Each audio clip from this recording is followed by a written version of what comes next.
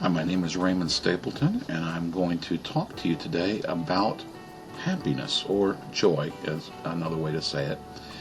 And I'm going to be taking a lot of the information that I talk about out of the Bible, and I'm going to use the NIV version of the Bible for most of the information. And I'm also going to relate to you some personal information so that you kind of understand where I'm coming from when I talk about this subject. Before I get started on it, I want to let you know that I Googled, using the internet, the subject, how many books have been written about happiness. And I'll just kind of briefly mention, I saw one said there was 7 must-read books for the science and art of happiness. Best happiness books, 76 books. Or the one that I really thought was interesting, Healthy Habits, 92 affirmations for being healthy and for finding happiness. It seems like this is a subject that everyone is trying to find the answers to. Most people probably don't think about the fact that that information was already given to us more than 2,000 years ago. And yet, for some reason, we don't turn to the one source that has the information that we need, but we're so willing to buy a book from some expert who's probably on their 3rd or 4th divorce, or has never been married, has no children, and is just writing something because it sounds nice to write. I'm 51 years old. I've been around for a while, and I've seen a great number of things in my lifetime. And some of you would say, there's no way you can be happy with the life that you have. I'm disabled. I've been disabled for 13 years. My wife is also disabled and has been disabled for 13 years. We became disabled when our children were fairly young. Our oldest at the time was around 10 years old. And I had 4 kids to raise. My wife was health situation was to the point where it was life and death most of the time. And for 6 years, she spent as much as 8.5 months out of each year in a hospital. And this wasn't a hospital where we could visit on the weekends all the time, or we could just come up during the day and hang out with her. This was a hospital where she was in for 3 and 4 or 5 months, and sometimes we didn't get to see her. And it was usually always 100 to 200 miles away from the house, which made it even more difficult to travel all that distance with the young children. Sometimes just to spend sometimes the last minute. My own health problems, for me, physical, I have a spinal cord or spine injury that prevents me from being able to walk great distances with friends. Even sitting sometimes is difficult. Getting up out of bed in the morning time, probably difficult for everybody, but even more so when your back hurts so bad that just the slightest movement just causes gut-wrenching pain. And then top all that off with the 2 physical problems, the medical problems that we have. We've got children. My children right now are all either teenage years or slightly older, and that presents, as most parents know, its own sets of problems and joys and difficulties. But what I want to tell you is that there's one simple thing that you can do to find happiness. And it's really not a formula or a step-by-step plan. It's a state of being. Just do this, and this is what is going to result. So I'm going to read from the NIV version of the Bible, from James chapter 1. And as we know, James is a servant of God and of the Lord Jesus Christ. He is also, if I remember correctly, one of the brothers of Jesus, physical, actual brothers of Jesus. So that's kind of a special thing, and he had a good insight on some of the things that were going on and some of the things that God had to share with him. And in verse 2 of chapter 1, it says, "Consider it pure joy, my brothers, whenever you face trials of many kinds, because you know that the testing of your faith develops perseverance. Perseverance must finish its work, so that you may be mature and complete, not lacking anything." Then it goes on to say that if any of you lacks wisdom, he should ask God, who gives generously to all without finding fault, and it will be given to him. Now, there is something else that I will go back to or go to later and talk about, because it's a very important statement that continues in verse 6, but we're not ready for that yet. You see, the Bible said to consider it pure joy whenever you face trials. Now, they're not talking about trials like going to court or trials of faith, am I really saved kind of thing. They're talking about difficulties that you face in life. The difficulty of, do I have enough money to pay the electric bill this month? Do I have enough money to buy the medication that my children needs? The difficulties of dealing with a loved one who has just died, or a loved one who has gone into the hospital for some catastrophic problem. The difficulties that you face when there's a car wreck. The difficulties that you face when you stubbed your toe, or when you've forgotten something that was important to you. You see, we all face difficulties in life. We all have things that go on in our life that we wish did not happen to us, but they did happen to us. You remember the Lord of the Rings series movie when Frodo Baggins said, "I wish none of this," or something to this effect, "I wish this had not come to me." And he was referring to the burden of carrying the one ring. We all wish that the difficult times didn't come to us. But what does it say in the Bible? That when we're facing these difficult times, we should be joyful because we are being tested. And it doesn't say that we're being tested just for a time. It says, testing of your faith develops perseverance. That's the ability to continue when things are at their worst. Or the ability to finish something when you don't feel like finishing it. Like the runner who's got a cramp after the second lap of a 4-lap race, but he continues to go through and get to the end. It says that perseverance must finish its work so that you can be mature and complete and lacking nothing. It's kind of hard, though. And I'm going to give you some of those examples here in just a moment. Aside from the fact that I told you that both my wife and I are disabled, we've had many difficulties with our children. Mostly medical.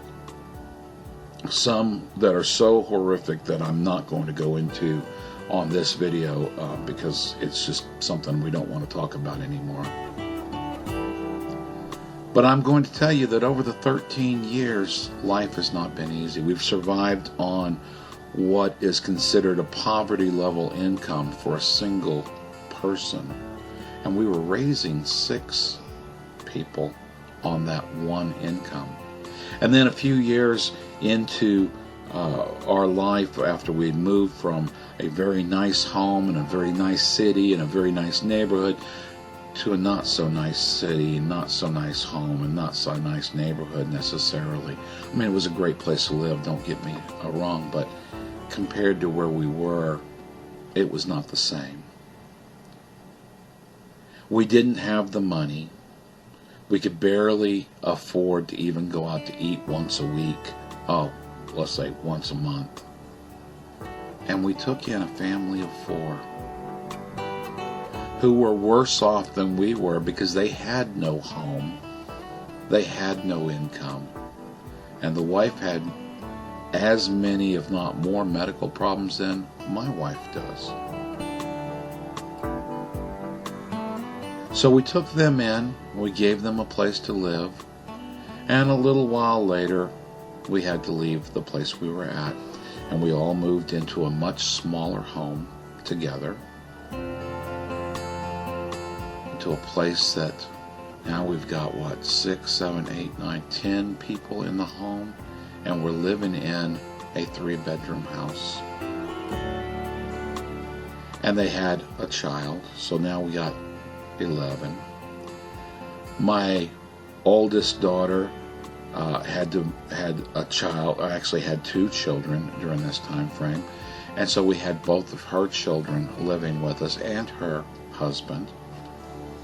So we had over 13 people in one home that was made for maybe a family of 5 at the most. That was very, very difficult, but it gets better. Later on, we took in another child. We actually took in a homeless girl who did not know her mother and father, did not know where her brother was, did not know where her sister was, who had been in trouble with CPS and been on the run and had no place else to go, and we took her in. She was a teenager. That in and itself brought just as much problems as everything else. And it gets better. This particular young lady moved out on her own finally, after being with us, getting her GED, getting her life together and all that kind of stuff. Moved into a trailer park. My youngest daughter went over to her house for her birthday party. Unfortunately, there were some things that happened there at the party that were not very favorable and got them into a lot of trouble. And overnight, one of their neighbors was murdered. As the story unfolded, found out that it was the boyfriend and the ex-boyfriend of my youngest daughter who committed the murders. But wait, it gets better. After a while, we found out that my daughter was pregnant and was expecting a child, and one of the boys who had done the murders was the father. So things got pretty difficult back then. A lot of people going to jail and all of that. And I felt the call to become a minister. It was a loud voice in my head anyway, saying, I want you to teach, I want you to preach, I want you to share the Word of God with those who I send to you. The very next day our car blew up. Radiator exploded. We had no transportation. We weren't able to get out to the church that we were going to. We had this trouble happen, and then I went to jail myself. I ended up in jail for 3 months, read the Bible 5 times in 3 months, and was able to minister to several of the inmates who were in cells next to me that I never got to see because we were all in kind of medical isolation type thing, so I didn't get to spend any physical time with them, talking to them face to face like I am with you now. It was kind of a difficult time. My daughter was pregnant. I had just been in jail, got home, and I had kind of forgotten about my commitment, or not so much forgotten about, it was put on serious hold because of all the things that we had been going through, about me getting into college or doing whatever was needed to be done in order to become a minister. And out of the blue, somebody calls me on the phone and says, hey, I hear you want to become a minister, and I've got the college program for you. I can get you enrolled in school. We'll get you set up with Pell Grants. We'll get you all the stuff you need in order to become a minister. I thought it was great.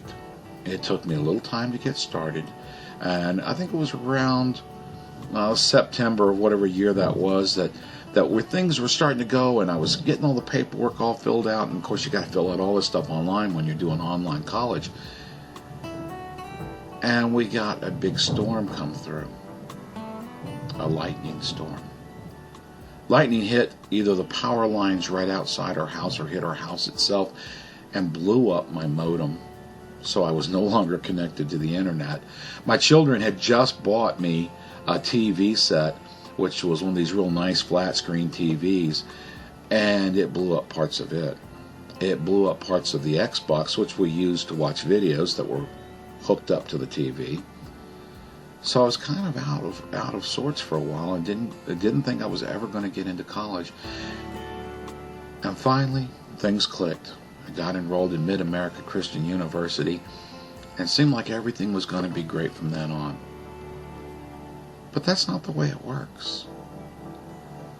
The Bible tells us whenever we face trials, and guess what? The more you do, the more you face. The more you try to be a part of God's life, the more you try to do the things that God asks you to do, the more you try to actually be a part of teaching other people about Christ, the more the devil's going to fight against you. I heard an evangelist on the radio one day who was telling us a story, and he was discussing this very, very subject right here about facing trials of many kinds. And he said the Christian who faces trials should not be afraid. He shouldn't be worried. It's the Christian who doesn't face trials, who doesn't do anything. That's the one that needs to be worried. Because that's the Christian that God's not even wasting his time with or doing anything with, because he's not doing anything for God. Well, I shouldn't say God's not wasting his time. It's the devil who's not wasting their time trying to fight that particular person. So the Bible says to consider it pure joy whenever you face trials of many kinds. I'm repeating that because it doesn't say think about pure joy. It doesn't say work on it. It doesn't say grab a book and read all these subject matters. It doesn't say that you're supposed to go to a seminary or a seminar or invest lots of money. It doesn't say you're supposed to do chants. It doesn't say you're supposed to do mantras and do these affirmations. Oh, I will feel good about myself today. No, it says when you face trials of many kinds, consider it joy. You should be happy when you're going through things that life is throwing at you, that you think, how can I possibly survive? How can this be anything good? How can this actually turn out to be anything worthwhile for me? Well, you know what? Back when we found out that my daughter was pregnant, the baby she had, unfortunately, was taken by CPS. And I will admit that I was very, very upset. I was hurt. I was mad. I did not have any joy in my heart whatsoever. But you know what? I don't think my daughter was ready to take care of a child. She can barely take care of herself as it is.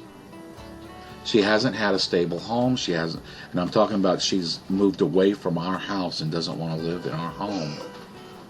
She doesn't have a job. She doesn't have electricity most of the time. And the baby would have been in very bad straits there. Would have been taken anyway by CPS.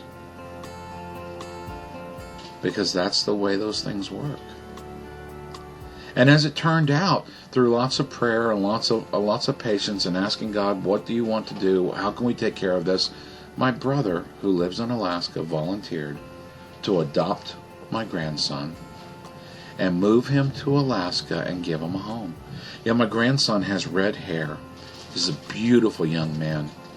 All of my brother's sons have red hair, and so he fits their family perfect. Now, I may never see my grandson in the flesh again. I don't know, because it's over 3,000 miles to where he lives, and I don't have the time and I don't have the money to be able to get out there. But I know that my grandson is in a safe home, raised by a God-fearing man who takes his children to church, lives in an area that is one of the most beautiful places I have ever seen pictures of in my life. And I think what a wonderful experience he's going to have growing up in what is considered one of the last wildernesses or one of the last frontiers left in the world. That's going to be great for him.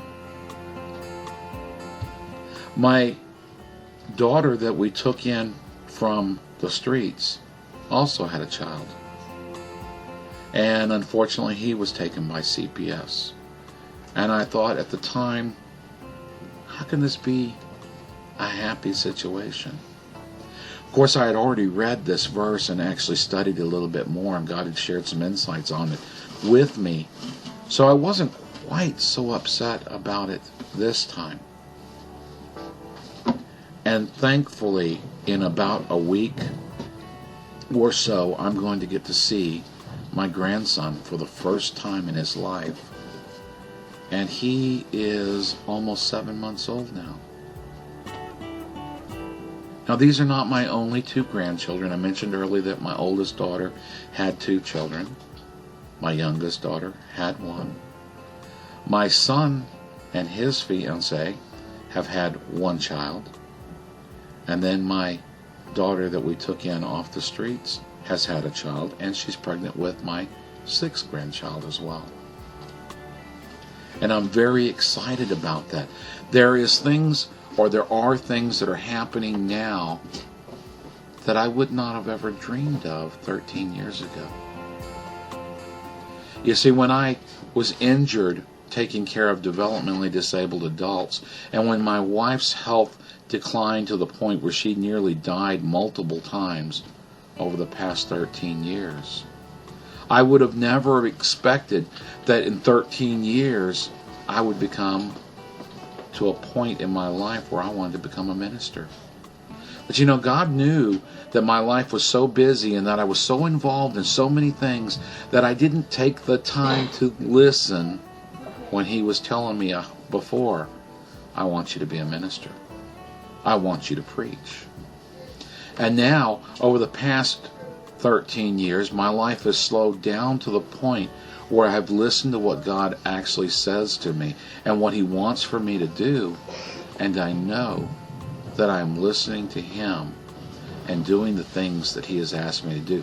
So when I face difficulties in my life, I know that there's a reason for facing those difficulties. I know that there is a process that God is working through to get me to a point where I am going to be mature and complete and lacking nothing. I have to go through all of this difficulty. It's like when you go and mine a diamond from the ground. If you were to take that rock and you were to hand it to your wife and say, honey, I got you a diamond, are you happy? She's going to look at that thing and she's going to hand it back to you and say, this doesn't look like a diamond. Because we're all used to the faceted, polished, sparkly, radiantly beautiful diamond that you see on a ring. And what comes out of the ground doesn't look like that.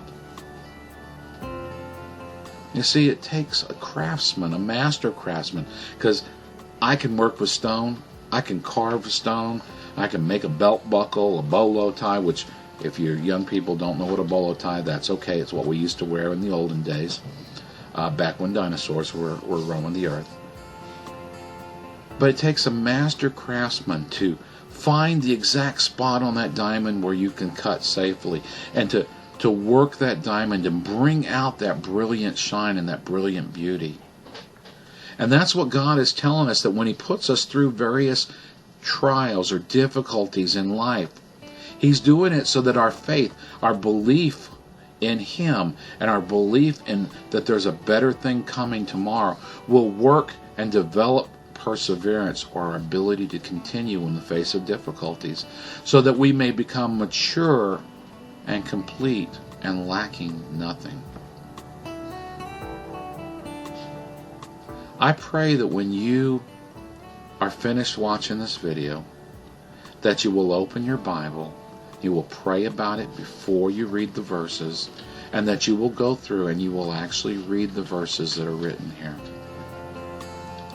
Because I think that if you read it and apply that mentality to your life, you're going to find that things are going to be better for you.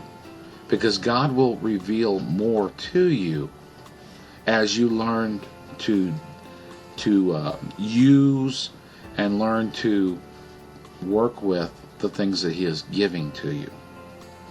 Now, I mentioned earlier that I was going to come back to verse 6, and I want to read that to you now. It says, and we were talking about asking for wisdom, and I think this applies not only just to asking for wisdom, which God will give out generously. God is a generous God. When He gives you gifts, when He gives you treasures, when He gives you difficulties, He will give you in abundance so that you will have great rewards from those. But He says, but when he asks, he must believe and not doubt.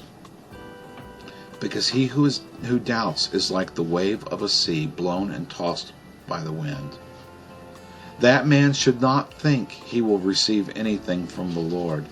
He is a double-minded man, unstable in all that he does. So when you go through these trials, when you go through these difficulties, and you take on the attitude, people can say, oh, well, your father's in the hospital and he's just had a heart attack. Why are you so upbeat? Because I know that God's going to work something out of that and make it good. So therefore, I can have a joyful attitude. I can have a joyful outlook on life. I may not feel joyful because my father, and by the way, my father's not having a heart attack and didn't have one that I know of. But I may not feel joyful at the moment, but I can be joyful because I know that God has something good in store. When we look at the child who has leukemia and is dying of cancer, we may not feel joyful because it hurts the heart and hurts the souls of good people to see the child suffering through so much at such a young age, and to know that that child is more than likely going to die rather than live a full and rewarding life. But God has a reason for putting that child through what that child is going through. So my friends, I ask you to consider it pure joy in all the hardships that you go through in life. If you will grasp that one concept, you don't need any of those self-help books. If you can apply that principle to your life, just to consider it joy when you go through these troubles, you will find that your life will be more content, that you will have more happiness, and with greater happiness comes greater health. With greater happiness and greater health comes a more positive outlook on life, which means that your boss will notice that, and you might get a raise. I don't know. I'm just throwing that in there. I thank you for your time. I thank you for your attention. Good night.